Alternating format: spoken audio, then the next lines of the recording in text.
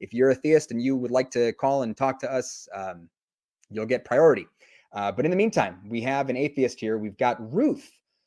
Pronouns are she, her in California. Hi, Ruth. It says you were kicked out of church as a kid and you felt traumatized by it. How can we help? Yeah.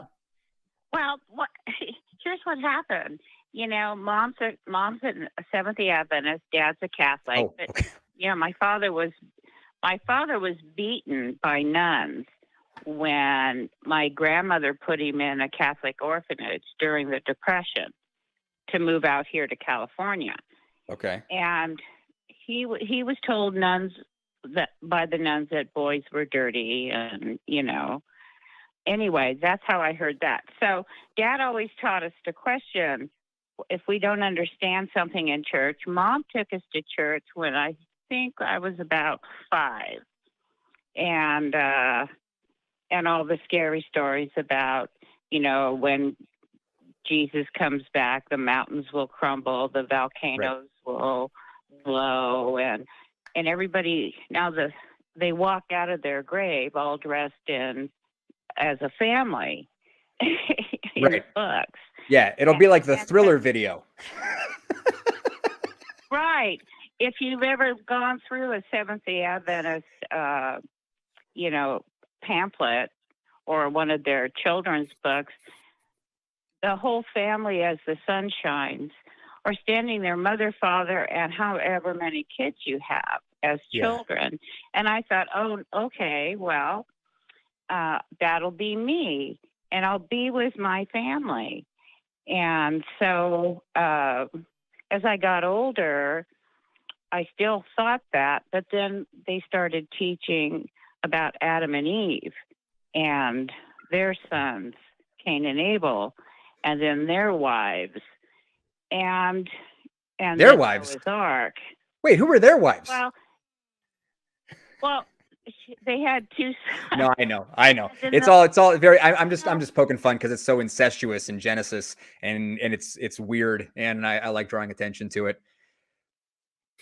Oh, I do too. Even to today, when I lost a friend over Genesis, and I started asking, well, did Eve have sex with her sons in order to populate the world?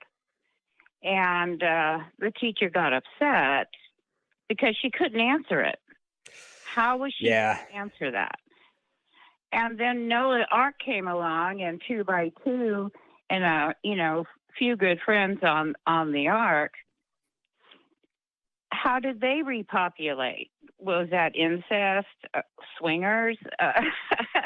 I didn't know what that was, but I couldn't figure out how that. So I asked about that, and after I started questioning Noah's Ark, I heard the teacher tell my mother, you're not bringing her back. She's not welcome here. And how old were you? I think I was about 8. Yeah. And so I went home, and I told my dad, and he said, because I felt like, oh no, Dad, I'm not going to be able to be in that picture, like that picture book. When Jesus comes back, I won't be with the family. Do you know how hard that is for a child? Yeah. I do. Yeah. Yeah. Yeah. I mean, it's is your family still religious in this way? And what happened after? I mean, did you keep going to the church? Oh, no. No, Dad said, see, I told you to question. Dad was very proud of me, my father. He was so proud. He was not a religious. He had a Buddha nature. I grew up in the mountains in a, small 1-bedroom cabin with 4 kids and mom and dad, and way up in the mountains. So I always felt that after that, and Dad said, you're biggest faith is in yourself, and you have to take credit for your good deeds, your bad deeds, your success, or your failures. You can't say, God, it's God's will that I'm rich, or I'm only good because I fear hell. He said, you've got to take credit. And so to this day, when someone says, wow, you know, your faith really got you here. No, it didn't. I got here. Yeah. This is a kind of tongue-in-cheek question, but how did your mom and dad get along? Oh, they got along great. No. Was your mom actually like really invested into the religion? That's the kind of serious side of it. No, not that much, because No, because see, Seventh-day Adventists are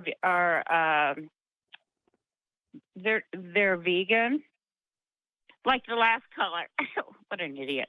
Yeah, so they're vegan, and my dad was a hunter, and we fished, and Mom ate meat. But she went to church, and she never did anything on a Saturday. So, hey. Yeah, well, you know. In church. But if there was a school event, if there was a school event or something like that in the evening on a Saturday, she never went, because that was their day to do nothing. So, but you're saying there was sort of a selective observation of the tenets of Seventh-day Adventism. Yeah. From your last night my wife and I were watching a trashy reality TV show, because we spend our time super wisely, and there's a character on the show who there's a storyline on this show, and it's one of those shows where they try to match people up and get them married and stuff, and where a guy who was openly saying that he's like, I'm an atheist, was matched up in the show with a woman who was saying, well, she and her family are Christians. And it leads to them. It doesn't work out on the trashy reality TV show. And on the one hand, I was kind of psyched to see some sort of positive representation of an atheist guy in this show. But my wife, who's never been a religious person, was going, you know, this lady's making a big deal about how she can't go out with the atheists because she's a Christian, but like, everything about how she's conducting herself on the show doesn't strike me as being particularly Christian. And it's an interesting thing that I see with people who aren't super plugged into religious communities, how from the outside looking in, there can be this disconnect of being like, well, wait a minute, you talk about how you believe this stuff, but it almost looks like you're just part of like a social club. And you can pick and choose what you want to pay attention to with your religion. And I'm like, yeah. Yeah, it's what people do. It's super. That's what. Yeah, it's common. No, my mom, my dad, it just told my mom, you know, I'm an atheist. Mom said, I'm a Christian. I believe in God, Jesus. But they made a promise to each other when they were dating that they would never bring up religion to each other. And they kept that promise, because my mom never drank coffee. You know, she did no coffee because no caffeine, no alcohol, no coffee, none of it. And my father was an alcoholic, but yet she stuck by him and he stuck by her. They were best friends. I did make a promise to myself, I'm 69, that I would never marry a religious man. Never would I marry a religious man. And I would never allow my children to be, you know, bamboozled into going to church. That's an interesting thing. Anybody. So And I like how this conversation is going, because I think one of the great things about ACA shows is we have an opportunity as non-believers for people to see that, you know, we're just people, you know, we're trying to figure out how to I navigate know, life. I'm a good person. Right. It's just normal, you know. I'll feed the hungry. I'll take care of people. I get so sick of people. This is why I lost my friend. She's a born again Christian and thinks Catholicism is a cult. So right. Yeah, I never heard that before. I'm gonna tell you something that might make you laugh. So when I was a kid, just really quick, because I want to hear about you and your friend, but this escapes me. So when I was a kid, for many years, the church that I went to didn't have its own building, and we rented a facility at a Seventh-day Adventist church. It was in Southern California, in the San Diego area, because they weren't using the church on Sunday. So they'd be doing their thing, you know, on Saturdays and other nights of the week, and then we'd come in on Sunday and rent their building. And when I was a kid, I remember reading like some of the pamphlets and looking at some of the Seventh-day Adventist literature and being like, "That's weird." and it might have been kind of my first exposure to, you know, that there were other religions that were different in ways than what I was raised on. And, you know, now as an adult, I look at it and I go, you know, everybody has that experience looking, you know, because for when you're raised in a religion, you're going, yes, what my family believes is the one true religion, and everyone else are the weirdos, while they're looking at you in the exact same way, you know? So. Yeah. Well, as a child, before I got kicked out of the Seventh-day Adventist Church, I spent the night at a girlfriend's house, and they were Catholics. So my dad said, who never would go into one, go ahead and give it a whirl. And because I had no choice, they gave me a scarf for my head, which I didn't understand, but okay. Right. I walked up, a man threw water in my face, you know, and you walk in, you sit down, and it was sit down, stand up, sit down, stand up. Right. Sit down, stand up. I didn't understand a word of what this person was saying.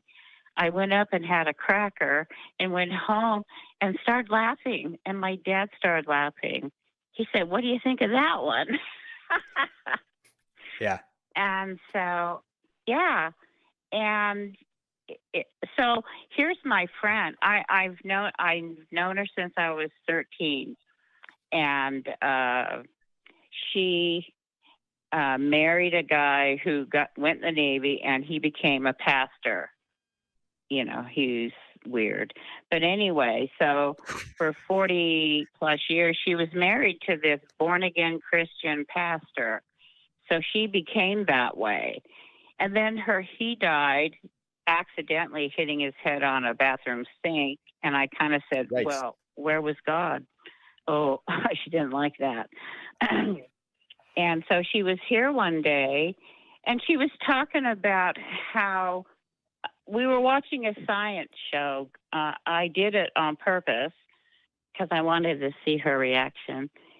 And it was about the universe. And she opened her mouth and said, God created that, and isn't it beautiful? And I said, what? You said God created Earth. And she said, no, God created everything. And I said, well, can you prove it? And I said, I can prove that the Big Bang happened. I can't prove it, but science is proving it. Where is your science? No, it's a belief inside. Well, see? And then she said about helping people. And I said, that's fine, but there's a string attached. You go into poor countries and you take away their livelihood by cramming Jesus down them and changing their culture. And then to hear you're so judgmental. That flipped her out. I'm not judgmental. Here's what I'm wondering: is go so ahead. are you still in contact with this friend? No, Because she walked they'd out make on an me. excellent caller. Is what I'm thinking. I Ruth, know. I could talk to you all day, but we do need to get along to some other calls. But Okay. I adore you, and it sounds like your dad is a cool dude. So, and I like that you sound like you might be a little bit of an antagonist. So there's I can didn't know. relate to you. So I did not know about any of you people until I came across Seth Andrews and Matt Dillahunty, and all of a sudden I felt like I was part of a community that well, I you are. proud. You are, and Yeah. Seth and Matt are. They just did they had a YouTube video come out earlier in the week that was fantastic. Richard, do you want to have the last word here on this call? I just want Ruth to make an episodic television series because I could listen to her every week easily. Just different kind of phases of her life, just a retrospect. Yeah, Ruth. No, You're awesome, Ruth. Yeah. It's been great. I have to tell you about my brother. Next time. In prisons now. Next time. But yeah, have a great rest of your day. All right. Okay, thank Take you. care. Bye-bye. Thank you, Ruth. All right. Well, Ruth was great. Ruth was a breath of fresh air.